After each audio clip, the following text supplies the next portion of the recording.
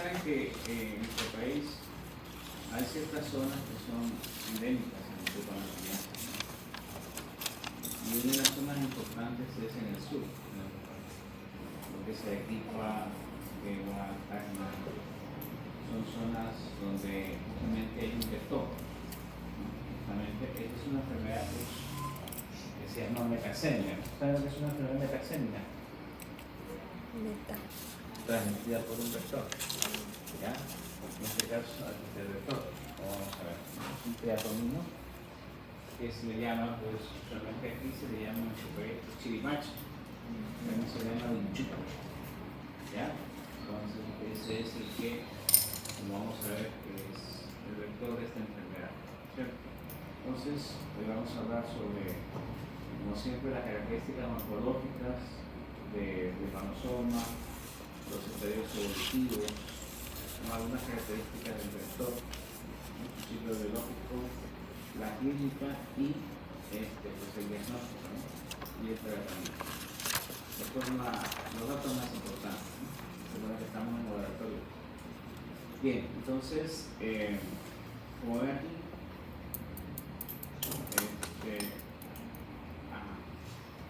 justamente esta es una característica y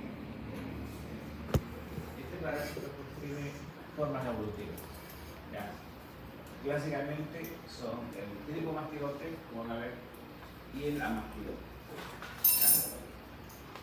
Este es el tripomastigote. Esto lo van a ver en la lámina, ¿ya? Justamente el tripomastigote no lo deben olvidar porque es la forma infectante. Es la forma infectante para el humano, es el llamado, pues, tripomastigote metacíclico.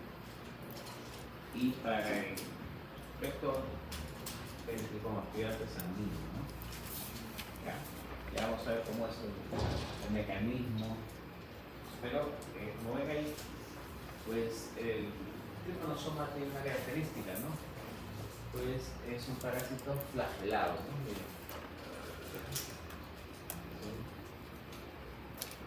Siempre va a haber usualmente su núcleo, ¿ya? Y por aquí ven, miren aquí, este es el poquito, que es donde sale la luz. Siempre está el posterior, está dando la operación posterior. Este es el núcleo, la característica del panosoma, ¿no? Cuando el flagelo se moviliza, ¿no? Por eso es que es la forma infectante. Es la forma infectante, ¿no? Puede ser tener una forma de CDS, ¿ya? Pero es la forma infectante. Y gracias a ese flagelo que se moviliza.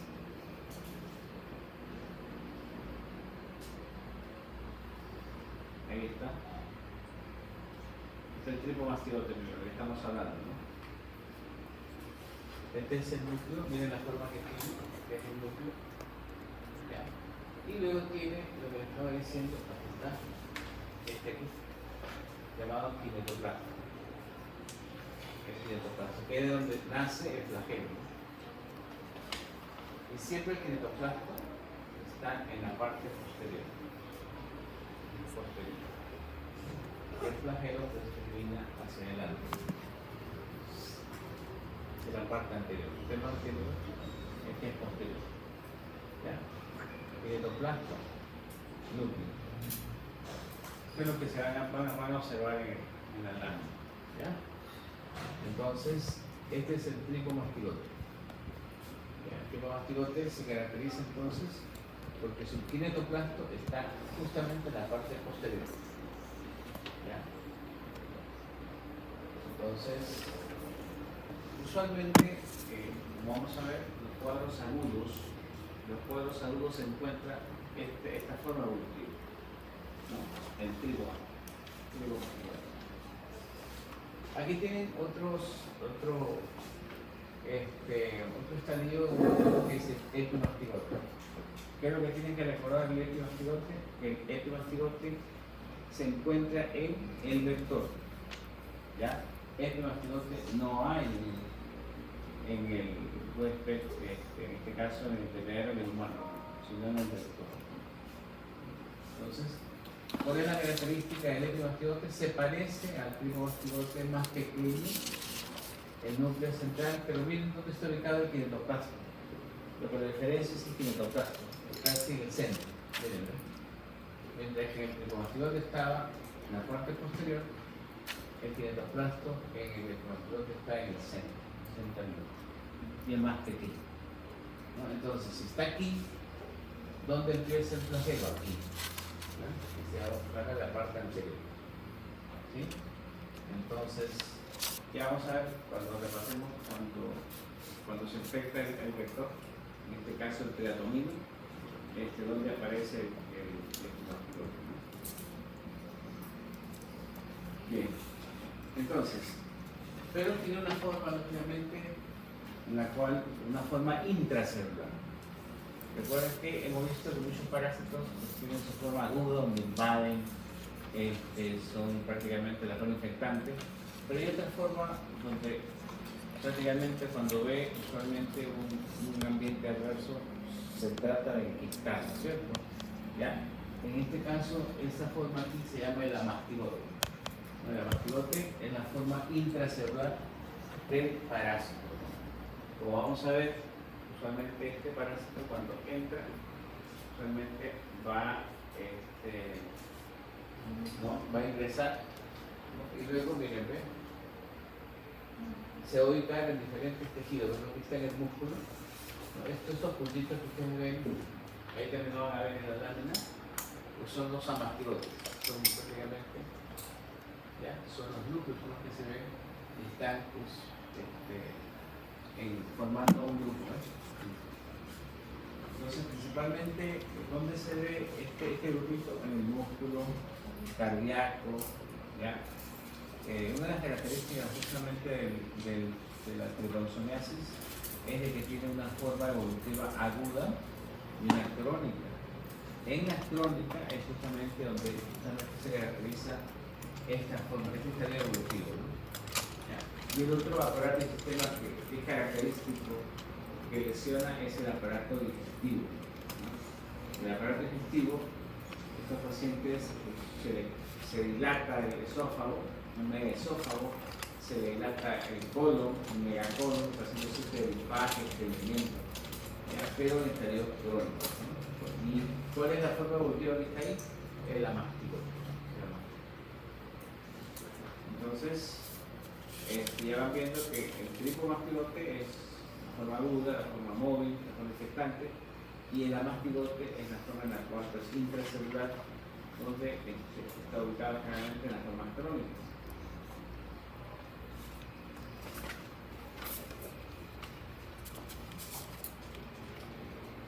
Bien.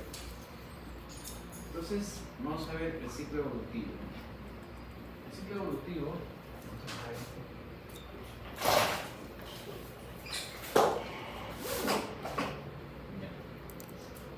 entonces aquí es un poquito más sencillo que, por ejemplo, otros protozoarios que hemos visto como malaria, ¿no? Plasmodium, ¿no?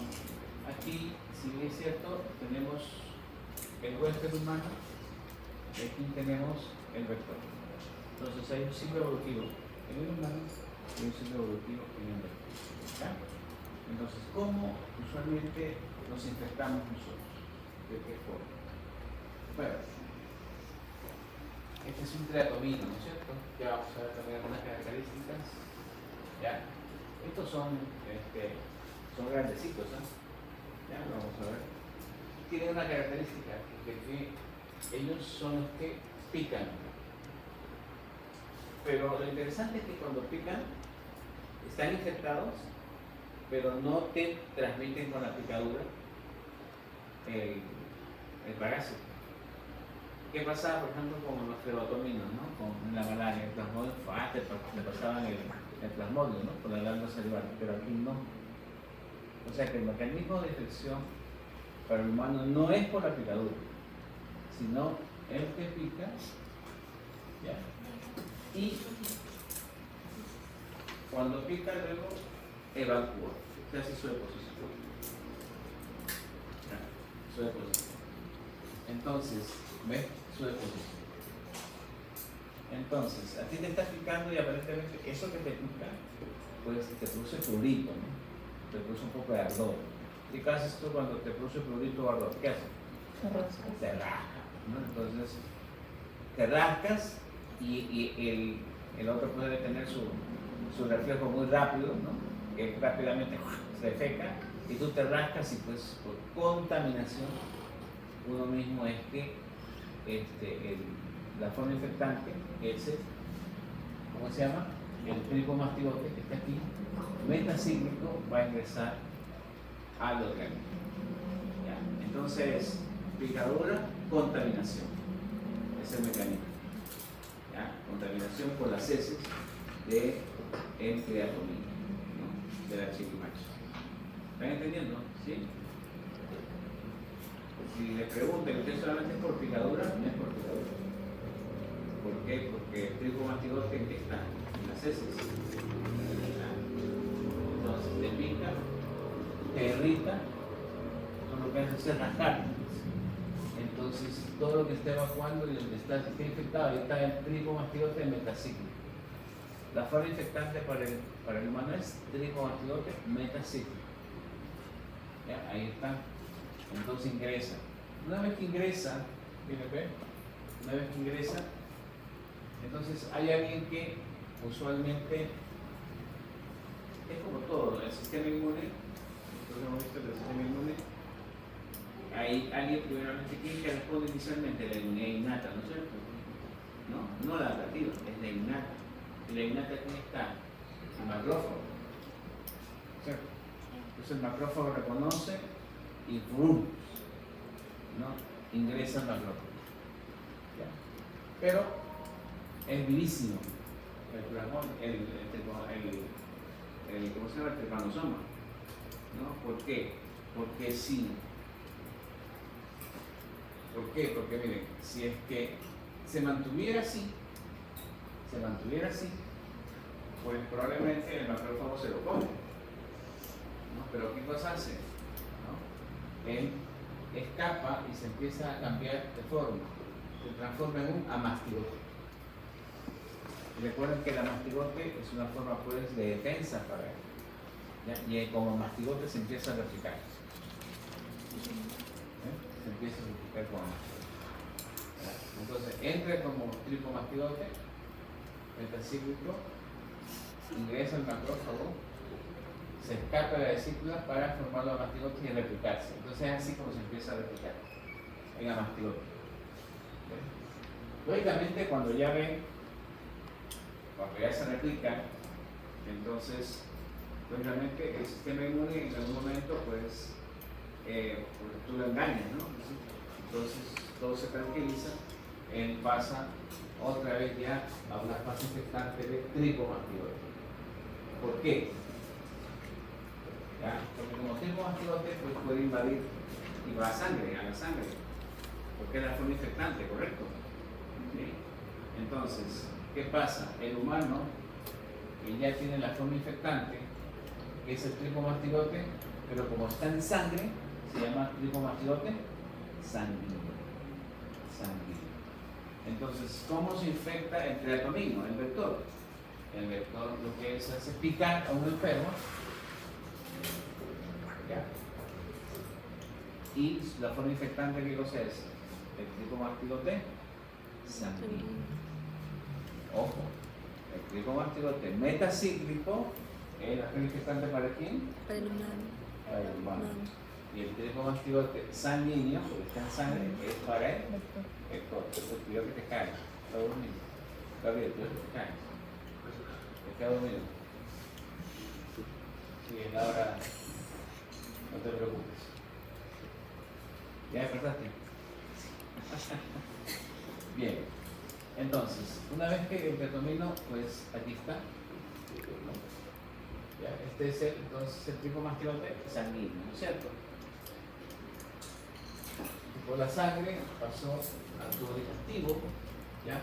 Pero en el tubo digestivo, miren, va pasando y va cambiando a nivel del intestino medio, se transforma en epimastigote Por eso digo, el epimastigote es característico del vector. Aquí en ningún momento hemos visto epimastigote en el humano, pero ya sí. Entonces, epimastigote es del vector. Luego, pues eso se replica por fisión binaria, ¿ves? Entonces, y en el intestino, ya este epimastigote pues se transforma en epimastigote metacíclico y así pues se convierte otra vez y sigue el ciclo evolutivo, ¿no? ¿Se está dando cuenta? ¿Sí? ¿Se entendió? Entonces, el vector humano, el vector, la forma infectante para el humano, el epimastigote metacíclico para el vector, el epimastigote sanguíneo, y el epimastigote es solamente en el vector, ¿correcto? La forma invasiva es el epimastigote y la forma intracelular de forma crónica es el amastigote, ¿correcto? Bien. Luego, este parásito tiene desde el punto de vista de la enfermedad dos formas de presentación, una forma aguda y una forma crónica. ¿Ya? La forma aguda no necesariamente se puede ingresar por la piel, puede también ingresar por la mucosa. Y en ciertos casos ingresa por la mucosa, pero ¿por qué mucosa? La mucosa del globo ocular, de los párpados. Es decir, te pica un teratomino, una chirimacha, ya una bichuca también llamada, entonces se defeca, pica y defeca. Entonces, a los 2 días tú ves el párpado hinchado, tanto el superior como el inferior, ¿no? Como que se te han dado un puñetazo, ¿no? Entonces, pero tiene una característica que no es doloroso, no es doloroso. Entonces, es un dato clínico importante, ¿no? Pero cuando tú ves así, eso usualmente se ve en los niños, porque usualmente pues los niños están en el suelo, a veces jugando, no se dan cuenta, entonces el teratomino pues pica en esa zona y tú le ves con un párpado bilateral no doloroso. Eso es un signo, se llama el signo de Romaña. Signo de Romaña. Cuando uno vea eso en un solo lado, ojo, unilateral, no doloroso, ligeramente es un niño o joven, pues tienes que, si estás en una zona endémica, tienes que descartar que no sea una epipausoriasis aguda, ¿no? De todas maneras, el sitio donde usualmente se produce el ingreso a veces se inflama, se hincha, se edematiza y eso se llama el chagoma de inoculación. Pongamos que aquí pues, en el brazo, en la mano, en el pie, entonces a veces se inflama, eso se llama el chagoma de inoculación. ¿Ya? La puerta de entrada. Bien, cuando es agudo usualmente el paciente tiene fiebre, ¿ya? Tiene adenopatías. Entonces, pero esto puede, usualmente el sistema inmune, como estamos hablando, pues lo controla, pues, ¿no? ¿Ya? Entonces puedes estar ahí 2 o 3 semanas y después se te pasa.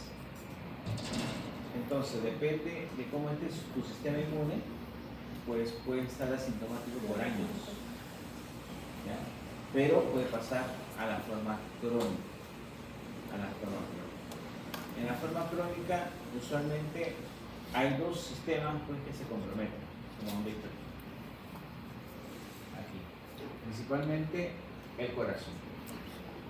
Cuando ustedes tienen que sospechar que un paciente puede tener Chagas, cuando ustedes tienen un paciente que es joven, 40 años, 35 años, que no es hipertenso, no es diabético, nunca le da un infarto, y les llega con un corazón grande. Y usualmente eso es lo que se llama falla cardíaca. Se hincha las piernas con dificultad y ya toma una radiografía un corazón grande. Pero un paciente joven, que no es hipertenso, ¿sabes? Los pacientes hipertensos, diabéticos, usualmente después de 15, 20 años tiene un corazón grande, ¿no? Que no se trata, pero un paciente joven Y si tú le dices, no, me vengo de Arequipa o de estos lados, de Tacna, de Moquegua, piensen en Chagas. Piensen en Chagas. Y otro dato importante, pacientes sufren de estreñimiento. ¿Por qué? Porque atacan el componente nervioso y dilatan. Usted sabe lo que es el plexo mientérico, ¿no? El plexo mientérico es el que mantiene al intestino, mantiene el esófago en su forma, funcionando bien. Pero si tú rompes dañas ese plexo mientérico, se va dilatando. Eso es lo que se llama, por ejemplo, un megacolon, un megaesófago. Entonces el paciente pues empieza a tener regurgitación, disfagia, es estreñido. Entonces si tienes un paciente con una historia de eso y aparte es cardiomegalia, lo primero que tienes que hacer es echar agua. Por eso es lo característico. Y pueden hacer un ACV, pero por el problema cardíaco, ¿no? Entonces, aquí está, aquí en este lado, interesante lo que estamos hablando. Y en la fase aguda, pues la forma usualmente es en la muestra de sangre, ¿no es cierto? ¿Sí? Entonces vemos cómo es el signo de Romaña, ¿no? El ojito, el signo de Romaña. Aquí está el tropomastigote, en este caso metacíclico, donde el estudio de estas formas en sangre es el diagnóstico, ¿no? Pero cada vez más se está usando pues, la PCR, ¿no? En casos en los cuales a veces, y pues los estudios inmunológicos en la fase crónica, ¿no? En la fase crónica es donde más estudiamos mediante los estudios inmunológicos, ¿no? Aquí, como ven, es lo que hemos estado diciendo, acá es justamente los estudios para una cronicidad, ELISA, inmunofluorescencia indirecta, hemodenominación indirecta. Esos son los estudios usualmente serológicos para un paciente en la forma crónica. ¿Ya? En la forma aguda, ustedes usualmente encuentran el parásito, pero en la forma crónica, pues es la reacción inmune frente a este parásito. El tratamiento básicamente son dos medicamentos, ¿no? El peristinazol y el metotrexato. En las dosis, no, lo que sí tienen que saber es que esos dos medicamentos es lo que básicamente se usa. Aquí están justamente los vectores. Los vectores son tres géneros: Romulus, Pastrophyllus y Triatoma. En estas zonas endémicas del país principalmente está el Triatoma en el sur, el Triatoma infestis. Ya es el que más proviene en esta zona del sur del Perú. Como ven ahí. Ahora, ¿cómo diferenciamos a estos triatominos? Al Romulus, al Pastrophyllus, al Triatoma. Es básicamente tienen lo que se llama unas antenitas, ¿ya? Las antenitas. Estas son sus antenitas. Esas antenitas. ¿Ya? Entonces, esas antenitas lo relacionamos con la localización del globo ocular, los ojitos. ¿Ya? Porque si se dan cuenta, ustedes se parecen, ¿no? Porque son marroncitos, ¿no? Y justamente se meten en las paredes de las casas, ¿no? Entonces, porque allá el material que hemos visto que es en Arequipa, ¿alguien es de Arequipa? ¿Cómo son las casas? ¿Son de qué material? Las casas rurales son. Como de barro. Ajá, eso, de barro. Entonces se confunden, ¿no? Entonces hacen huecos y se meten ahí. Y ahí es donde están. ¿Lo has visto, imagino? Entonces vean cómo, por ejemplo, miren, ve, por ejemplo el Pastrophyllus, ¿ven? Estos son los ojitos, ¿dónde están las antenas? ¿No? Están casi en la base de los ojitos, ¿no? En la base de los ojitos. En el caso del Pastrophyllus. El triatomino, este es el triatoma. Acá están las antenas y está, bueno, aquí no se ve, pero supuestamente aquí están los ojitos, están en la mitad, ¿no? la parte la mitad de la distancia ocular. Y el rómulus, que está allá, prácticamente está en la punta, ¿no? Aquí están los ojitos en la punta de las antenas, están en la punta de la base ocular. O sea, por la relación entre las antenitas y la base ocular, ¿no? Bien. ¿Alguna pregunta, muchachos?